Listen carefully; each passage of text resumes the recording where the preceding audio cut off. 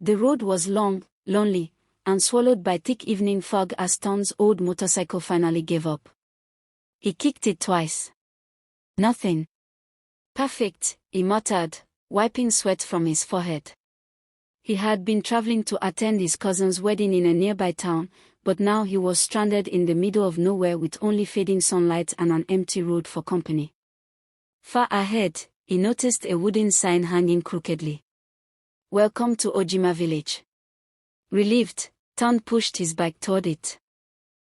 The village looked peaceful, too peaceful. Small mud houses stood neatly in rows. Smoke rose gently from cooking fires. People stood outside their homes, watching him arrive. Every single one of them was smiling. Not normal smiles, wide, stretched smiles that never moved. Ton forced a nervous grin. "Good evening." No one answered. They only stared.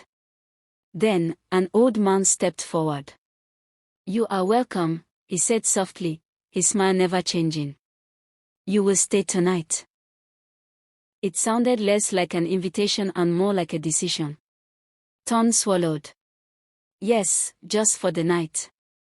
The villagers nodded together, almost like they were one person. As he followed the old man deeper into the village, something felt wrong.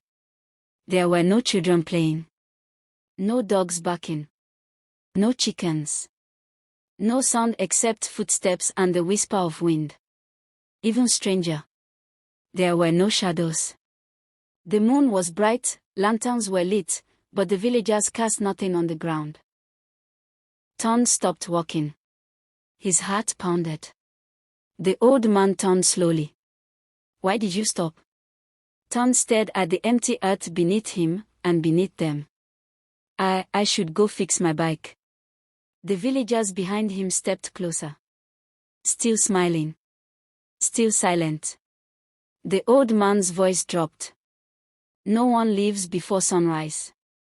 That was when Ton saw it. Inside the old man's mouth, behind the smile. There were no teeth. Only darkness. Pure, endless darkness. The villagers opened their mouths too. Darkness. Ton ran. He sprinted through the narrow paths. Knocking over clay pots, hearing footsteps behind him but no voices, no screams, only chasing. He reached the road, grabbed his bike, and pushed with all his strength. The engine coughed. Behind him, the villagers stood at the edge of the village, smiling, waiting. The bike roared to life. Ton didn't look back. He drove until sunrise painted the sky gold. Breathing hard, he stopped at the next town and asked an old woman at a roadside stall. "Please, where is Ojima village?" Her face turned pale. She crossed herself. "Ojima," she whispered.